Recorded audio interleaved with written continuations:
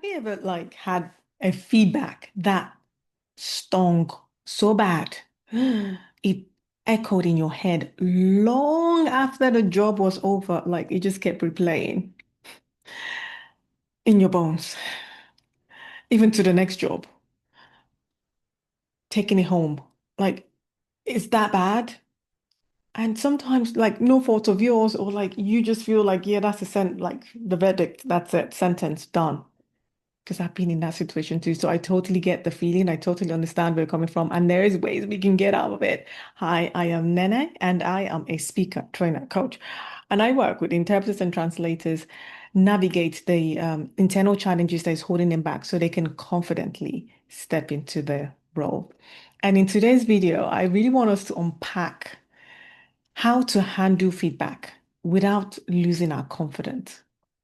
Because this is like one of those key things where we we we don't differentiate the difference between the feedback and the identity. We feel that the feedback is our identity. Because when we look at feedback, it's about the work. Okay. It's about the thing that you just done. Identity is who you are. Okay. The output of the work in regards to the job you just did in that moment.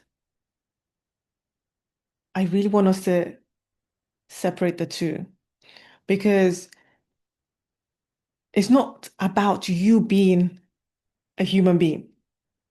They're two separate things. What you said from who you are. I really want us to get that. I really want us to understand. And look, feedback sometimes they sting, they hurt.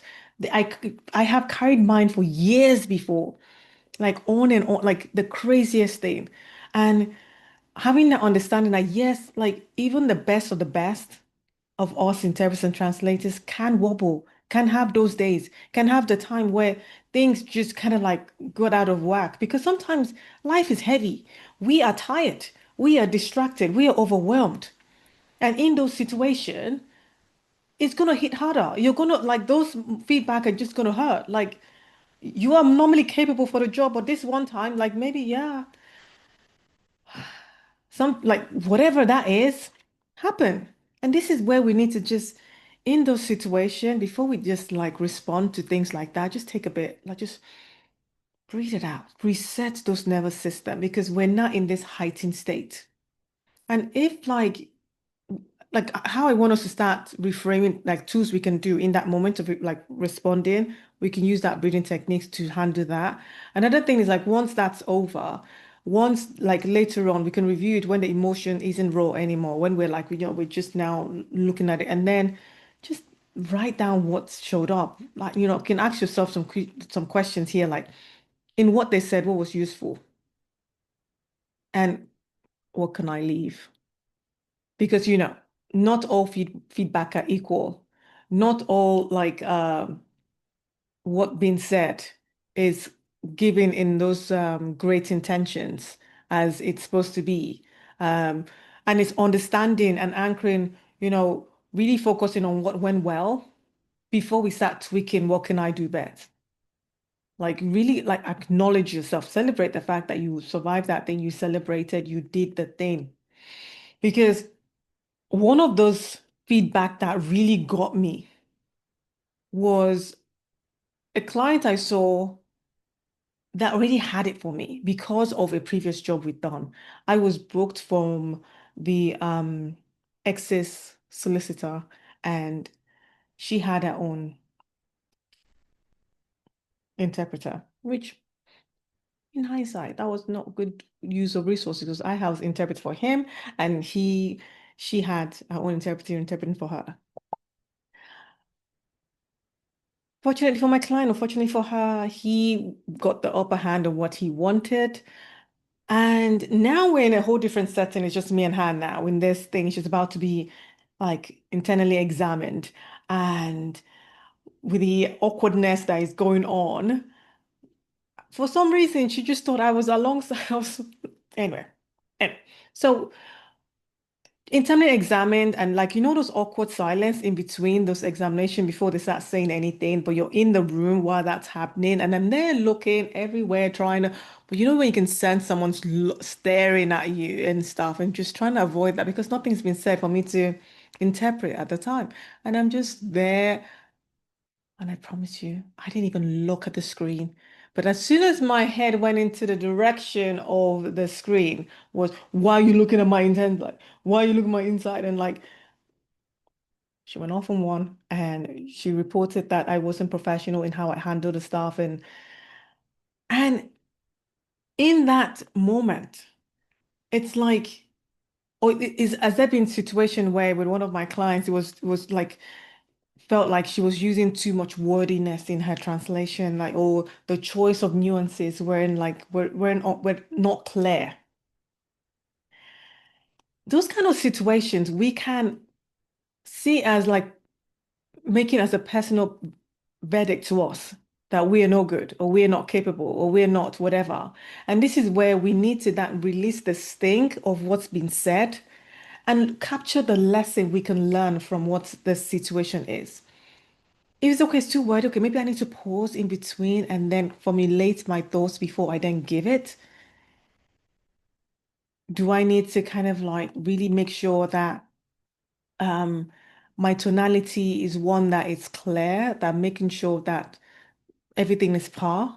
In my situation with that lady, my learning from that moving forward, and then realizing when I was doing the reflection, it's like, regardless of how we got to that place, as a human, the only reason I'm there, especially when we're doing private stuff, is like you don't want anybody knowing your business. You don't want anybody being like in that situation. So how can I give them that privacy even though I'm in that situation? So what I learned, what I took moving forward was like every time, even in a joyous of situation, like knowing the sex of the baby, I would never look at the screen without permission, without acknowledging if it's okay for me to point out what they're showing and what's where the heartbeat is and stuff like that. I would like before a personal examination, it's like get the instruction, maybe give them the privacy, then come in. Or if I have to be in the room, making sure I'm just seeing your face. I don't need to see what else is being done or said or whatever. It was such a great learning, even at that worst feedback, that sometimes we can take lessons from it and how we can then use to sharpen our work moving forward. So in that heaviness came this resolve for me to be someone who people appreciated for just showing them dignity and really respecting and even things like that, like appreciating how I showed up and wanting me from that. So sometimes like, and when we're looking at feedback, feedback isn't the mirror of our worth. It doesn't mean like it is about us as a whole, that is who we are. It is just a map to show our growth. When we can change the lens of, okay, this is what they're saying. How can I take this going forward? How can I this, um, anchor the self-trust of self and absorb what helps? Because not every feedback is equal. Some people have ill intent in terms of giving their feedback, and it's really understanding what can I take that would I take feedback from this person in other areas of my life? Like when you really look at it, and then you can then use that to judge, okay, where is this coming from? Okay, how do I get to use this? What do I do next time? And having that understanding that the feedback is and us are two different things. It's just in that moment, it is not who I am. And then taking that forward and verging on, okay, this is how I'm going to show up next time. This is what I'm going to do. And using that as a threat instead of like, okay, oh, they said I wasn't this last time, so I'm gonna no. So what I want to really challenge you is next time you receive feedback, just pause and don't label it as proof that you're not good enough or proof that you're not capable of the job or proof, label it as just data, just information. And then you just ask yourself, okay, what is that one shift I can do? And what can I celebrate in that making of that thing? Like really look at it from that lens than taking it personal or taking it as if that's it, out. No. And what I would love for you to do once you've done this exercise is just drop in the comment section, what is that one piece of feedback that stung with you and how did you reframe it? Because and how would you reframe it today if you haven't already or whatever? Because let's turn those feedback into fuel to move us going further into our careers, into how we show up, into our representation.